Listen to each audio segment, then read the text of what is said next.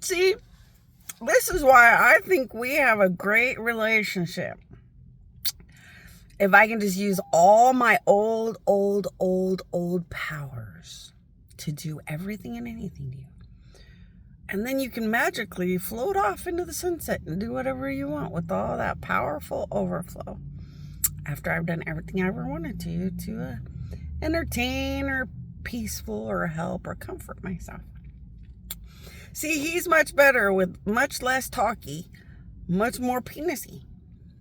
Because, yeah, I could just put my powers into you, do everything I ever wanted to do, and feel totally content and satisfied. So loved and comforted and run off and do whatever I want to do.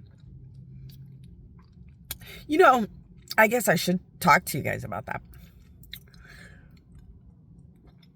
There are real vampires out there. So there are real vampires that exist out there. And they do bite your neck. Vampires visited Earth a long time ago. So a long time ago, vampires visited Earth. So just like aliens visit and make those crop circles, when vampires visited Earth, they left these weird marks. Some of them were found in that Salem witch area and were mistaken for witch symbols and were actually vampire symbols.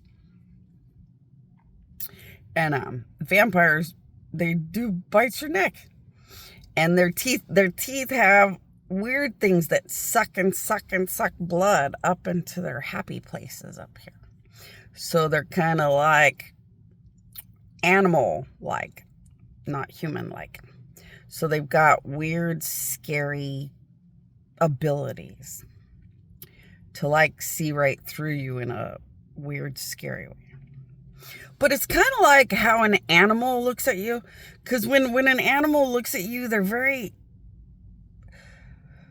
smart, spiritual, dissecting, because they attack or fight for a living. So an animal can kind of look right through you. It's kind of scary, but a vampire is like a bigger, way scary version of that.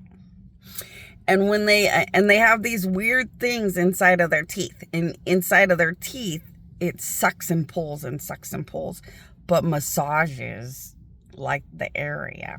So it's better than sex, way better than sex. And it like pulsates throughout these weird areas that make them really sexually overloaded and happy. And leads them to that satisfied, content feeling so they can just run around and be happy in life. The really cool thing is that when they're pulling blood up and getting happy right about over here, they can tell everything about whoever it was they love. Their wife's blood tells them everything. Her sadness, her depression for 5 minutes that day. Everything about that wife, like pulses, like a fun heartbeat. It makes everything satisfied, comforted, content.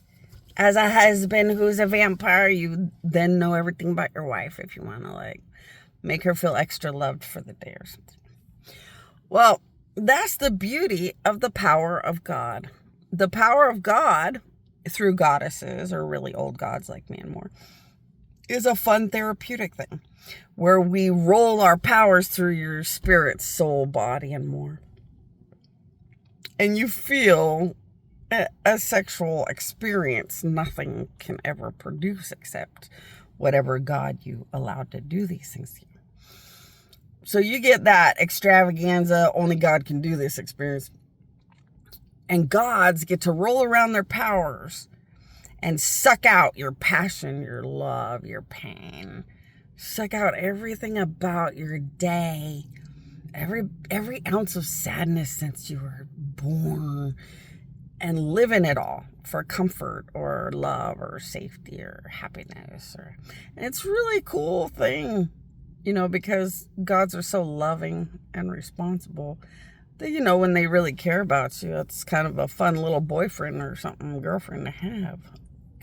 Because, boy, gods would really spoil and watch over you guys a lot if they ever fell in love. But if they basically liked you more than a date, it could still be kind of a fun thing. But most gods just throw their powers out for the fun of fun. And to rock everybody's world sexually, because it rocks their world with whatever happiness they wanted or thrill they wanted. And a lot of it's just like any thrill people look for all the time. But I thought I might explain that, because that kind of explains a lot about life. And how aliens are a little bit different than people. A person would want to, I don't know, go on a first date. And a god would just want to drop their powers right into you, do everything ever known to you, and see if they even would want to know you. It's a lot different. So I thought maybe if I talk about the vampire lead up to like a god, kind of shows you that alien things out there are a lot different than human things. And their idea of dating or love or bonding or trying things out is different. That way, maybe you should go through my queen to, you know, fine tune how you guys would want to deal with everything or understand anything. You know, but I live a miserable existence. I don't see why anybody would want to know me like up close and personal. So I pretty much am positive people just want my powers to do everything ever known to them so they can run around in it. So I don't know why husbands show up here and there, except the fact that some just talk shit or judge me, and well, wickedness doesn't really reward. That's not good karma type categories. And then some husbands come near me just to find out the reality or the truth. And see, right there, you could use the power of God, take them for a bunch of spins, and they don't really need to look for you or find you. Because, you know, once they know you're real, my queen, and they can access your powers. Now, the hard part, though, is the ones that are yours. So those ones are like my... So I have this stuff. I have these weird powers. And within my powers, I have weird stuff. Like Black Widow venom. It's not Black Widow venom like a Black Widow spider. It's bigger than all gods. I call it Black Widow venom because it's very scary, powerful, and overwhelming. And I use it to take over evil gods that are good that I'm interested in claiming as a husband. So like a vampire bites somebody, and it does turn them into a vampire. So when a vampire bites you, it could turn you into a vampire if you want it to. Or a vampire could bite you and kind of rip. If the vampire bites and rips, they don't want you to turn into a vampire. So they're making sure the venom doesn't do anything good or fun. Or they bite really pure right into you. That means they want to claim you, and it kind of transforms you into a vampire like them, so they can train and teach you how to be a vampire and take you to their world. Mine is Black Widow venom is what I call it. It goes into evil gods and makes them like zombie mesmerized. They can't ever do anything but be stuck and devoted to my existence forever. And I call it Black Widow venom. And I have a bunch of different things that I use to claim good gods or any gods.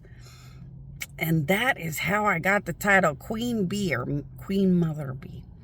So when you are an ultimate queen mother of goddesses, it's very common. So if you ever go beyond just dating a goddess or playing sex games with a goddess, you might meet a queen mother goddess. And they have things like Black Widow venom. They have weird, powerful, liquidy, scary, or overwhelming stuff that turns you into a mesmerized zombie of devotion and worship that never wants to leave their side ever again. And it's very common. So the only thing I have to be worried about are the husbands I have bitten. So the only husbands I'm truly worried about, because they won't leave my side ever, are the Black Widow husbands and more. And I'm waiting until they start showing up. When they start showing up, they will not leave my side. And they have to be literally right next to me. And that's kind of fun. It pushes this fight. I'm going to have to kill these countries like holy moly. And I know it, just to have that many men stand in worship and devotion and refuse to leave my side. And it's going to be fun. You know, but a fight. But it's going to also be a little weird because they look like something out of a movie that just want to stand there and do whatever you want. And they look like something out of a movie. They just want to stand there and be whatever you want. And they look like something out of a weird dream. They magically want to become whatever it is you want. And it's all just from that Black Widow venom and stuff. It's weird, powerful liquid stuff that us gods learn how to create and put inside of people or gods or angels, and it mesmerizes them and makes them so stuck to you and so addicted. And that's how you claim husbands or claim things, to have that kind of devotion to you. So it's really common because gods need pure devotion. They can't really trust anything. They're gods. So it's, you know, it's kind of a fun thing, but I don't know what I'm going to do when I get there, because one, there won't be one man. So there'll be a pile or a pack of men that will never stop standing right next to me and doing whatever I want. So I'm kind of trying to coincide all those husbands to be right next to me constantly, creatively, where it kind of works into the whole, how this plays out. So I'm trying to figure out how all these husbands are going to just play into this whole thing. See, this is the candidacy. When Jesus was down here, most of the moments were so candid. Us gods got preyed on by countries that should have not have even fucking cared that we were down here. I know that I was really on this planet for a really big battle against bad spiritual enemies. Countries should have just never even cared that I existed. They should have never brought these things upon themselves, and it's really bad and scary. There's nothing you can do about it, but now we got husbands coming in. So I guess I should explain to the husbands, because they're gonna know. Husbands are gonna know that they're husbands I'm claiming. When I want the husband to belong to me, like powerfully belong to me, trust me, my powers will help them to know that they will never do anything but be stuck to me forever. And it's like they'd never want anything else. The mesmerizing power of God. And it's mostly just that gods need real devotion and real things, and they can't trust that people will always be there for them. They're gods. Which is why I see gods have their angels and own all of them. And usually when they decide to have husbands and things like that, they're very stuck, because gods need that loyalty no matter what. Then if you don't want to be stuck to them, it's usually a process to be unstuck, kind of like a divorce. But thankfully, it doesn't happen very often, because the power of God is so, well, it gets that bad. It's really bad. But you guys would have to understand a love potion and a love spell.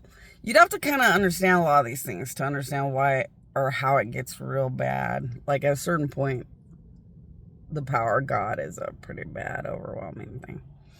You know, but it starts so power of God basic. You know, this would be funner. It would be fun to have husbands talk about the ins and outs of the power of God as they learn and grow. I'll see what I can do. And it would be fun for children of God to analyze the power of God in different ways as they learn and grow. It would be funner to have more education about working with gods and angels and how much the power of God and different things can be and how much they can do. So I'll keep trying to figure out what I'm going to do from here with helping people maybe understand better. And I'm glad I went over all this stuff because, like, in case people need it. See, it's always kind of fun. It's kind of not a bad deal that children of God always want me to talk so much. And it's not the worst deal that children of God like me to go over and go over and go over things because every now and then I just start yammering and talking and jabbering. And look, like, this is important stuff to a lot of people that really get into the power of God. Some of them are thinking about trying some crazy things. Like, I have an evil god that I created that's in the area a lot in my honor. And that evil god wants to create mesmerizing black magic to work against people that sacrifice animals and put devil symbols everywhere.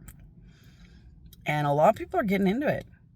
Because, boy, it's, and it's a cool thing. You're walking through dark magic, which is fascinating and fun in and of itself, but could actually make a better day for everybody and fight against bad devil realities. So, like, it's kind of fun stuff. And see, if I just remember to talk enough, hopefully I'm always going over important points where you guys would want to live connected to my queen. And be able to work on these things and talk about these things and stuff with everybody. And then I guess I'm probably done for the day. I'm sitting there talking. And then I thought, wow, maybe the app has kicked me off. It's not ringing. But sometimes it just doesn't ring. Well, okay, I'll go check.